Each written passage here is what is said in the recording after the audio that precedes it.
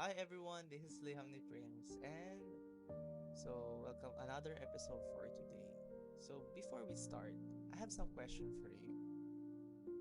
Have you ever experienced na like ma-burn out o kaya you feel like you you are disappointed on yourself of what you've done, kung saan man 'yan.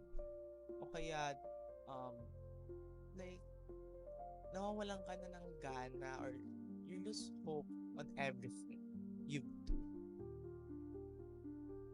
na whether sa workplace man yan or sa school man yan sa mga projects natin o kaya sa mga ginagawa natin everyday. Parang you feel like wala na. Parang sinasabi mo sa sarili na i-continue ko pa ba itong journey na meron ako?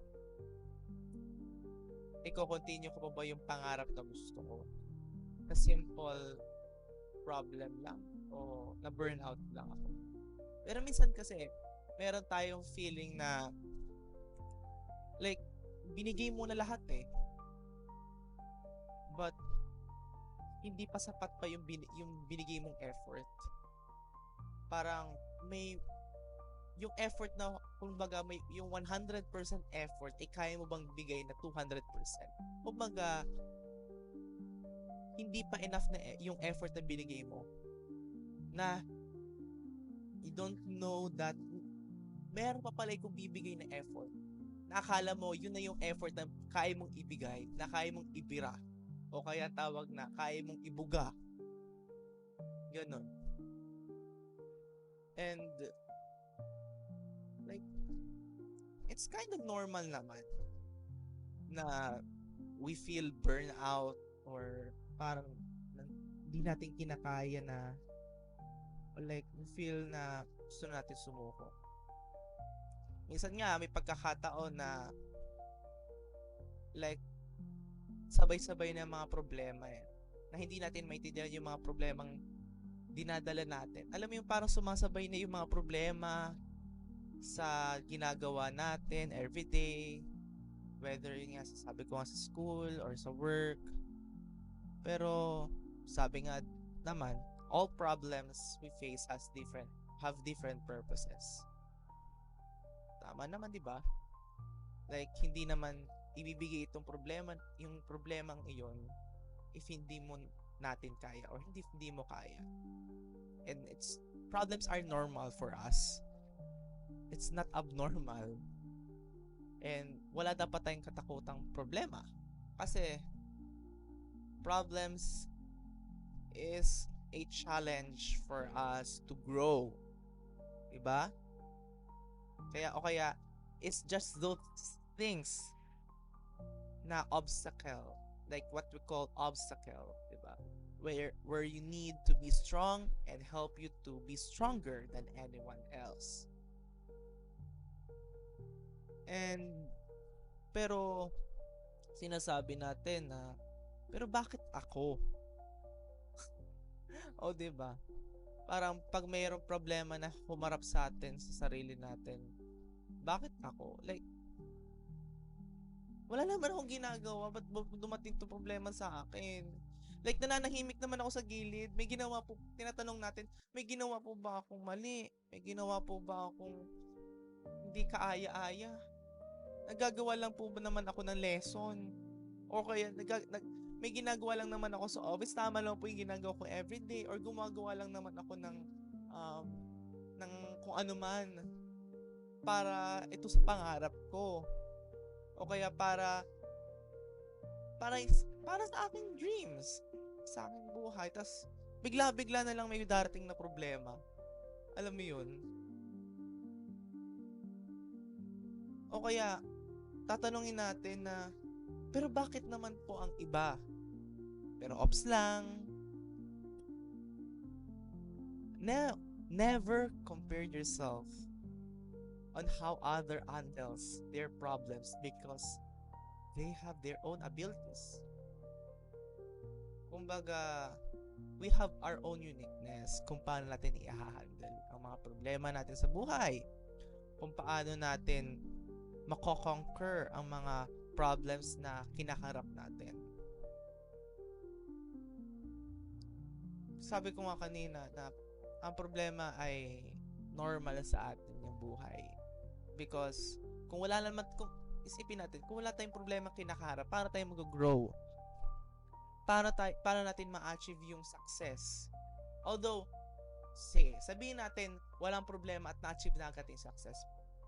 Paano kapag may time na dumating sa ating circumstances na kulang pa pala sa atin? Na yung mga problema na dapat dumaan sa atin ay yung pala yung sagot dun sa circumstances na kinakaharap mo. O paano ikaw? Diba? Kaya napakalaga ng problema. Hindi ko sinasabi na ang problem ay okay. Ang problem, okay lang, okay, go problema, sige. Hindi ko naman sinasabi na yung negative energy ng problem ay kinukuha ko na. Or sinasabi na, lahat na tayo magka-problema. No. Ang sinasabi ko na, hindi naman, ang mga problems ay, hindi ito way para tayo isirahin.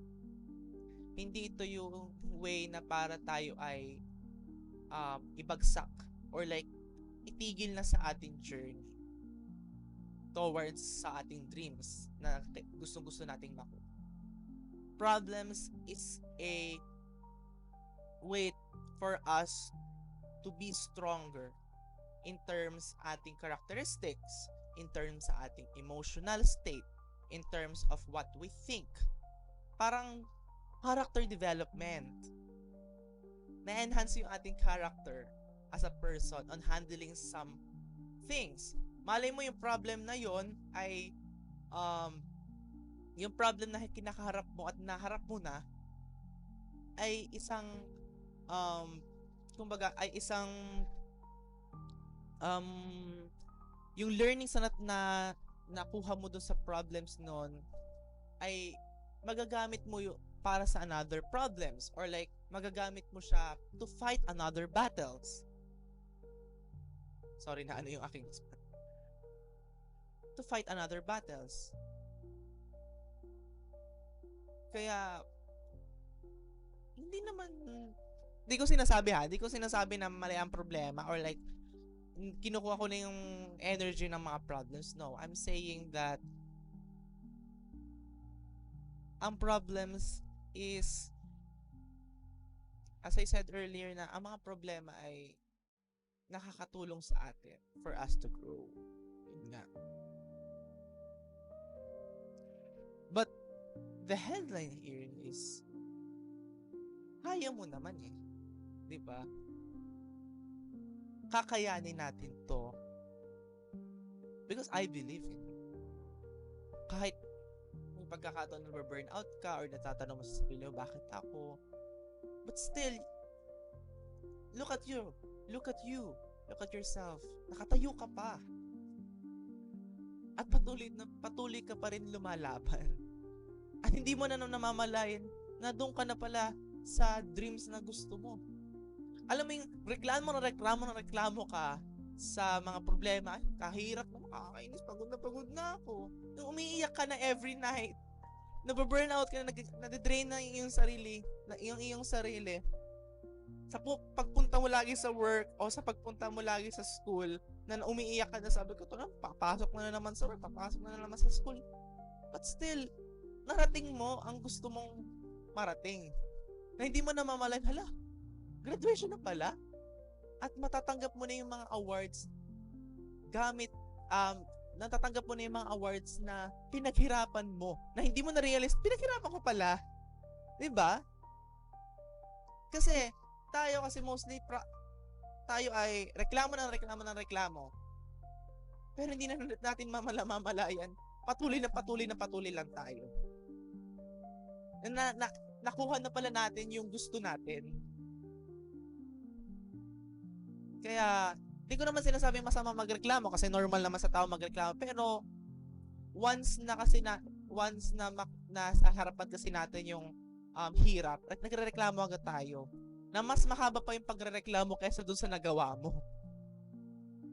Diba? Uli-ulit ko, hindi masamang magreklamo. But sana sa bawat reklamo natin ay marami na tayo dapat magawa. Sa mga reklamo, ilang minuto ng problema na isang oras na tayong reklamo. Ay yung isang oras na yun, sana binuhos na lang natin yung lakas natin doon. 'Di ba? Kakayanin mo naman eh. Trust the process lang. Kasi wag agad reklamo, wag mo agad i-assume na mahirap 'yan. And look at yourself in the mirror, as I said earlier. Sabi ko kanina na, look at yourself. Nakuha mo na, narating mo na. Kaya pala natin. Kaya ko pala self. Self, kaya ko pala. Ganon. And wag natin i-judge yung nakita mong problema na hinaharap mo na. And mostly kasi tayo agad nag-a-assume nga na hindi natin kaya, na hindi pa natin tinatry, na sumusuko agad tayo. Take the risk.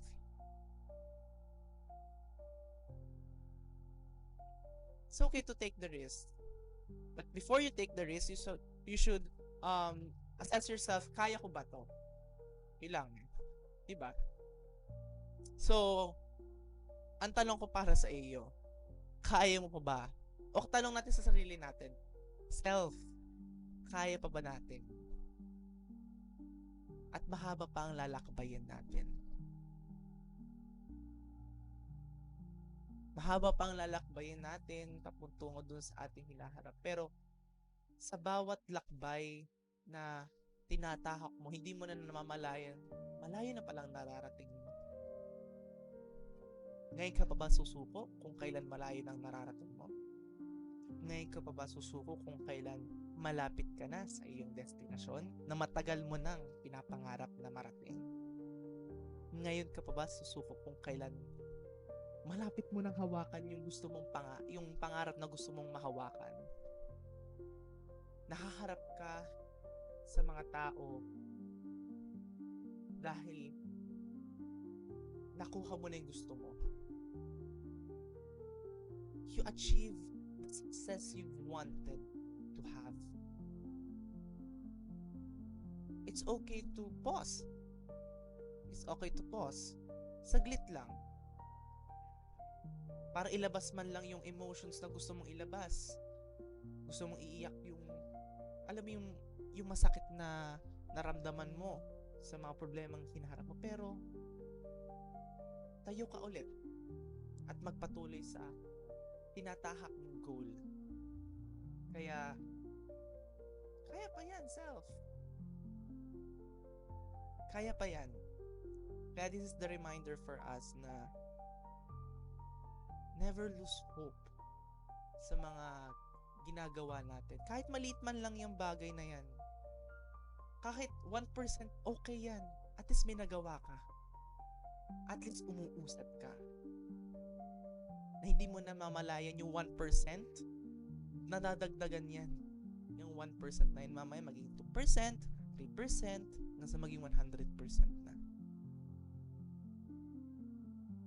We often realize na yung mga maliliit na bagay na ginagawa natin sa ating buhay ay malaki na palang nagagawa sa step up sa ating journey natin. And we realize some failures, burnouts, or minsan yung ating emotions ay nag-fade away na. Pero don't lose hope. Isipin mo kung para saan ba tong ginagawa ko? Think something inspirations. Think your inspirations. Para kanino ba to? Isipin mo kung mayroon pa bang purpose ang ginagawa ko. Ikaw naman makakasagot din eh. Pero as a reminder para sa'yo na isipin mo kung saan ang nararating mo. I-assess mo kung saan na pala yung kaya mong gawin at nasan ka na ngayon na hindi mo na namamalayan ang layo pa na pala ng narating mo. Yun nga. Kaya kaya yan, self. Kaya pa yan, self.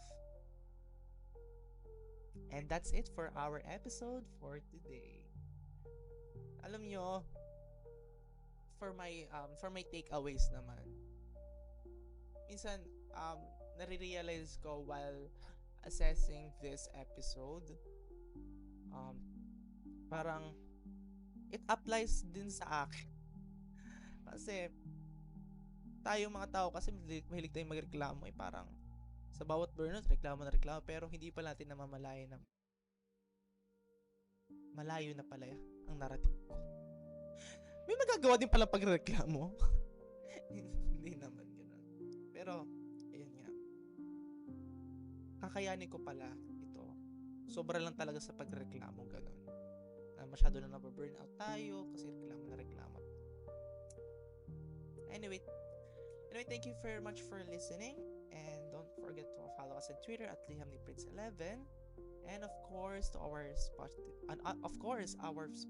So follow us on Spotify and other digital platforms. So ayun lang, and thank you very much for listening, and have a great day sa iyong lahat. Good night.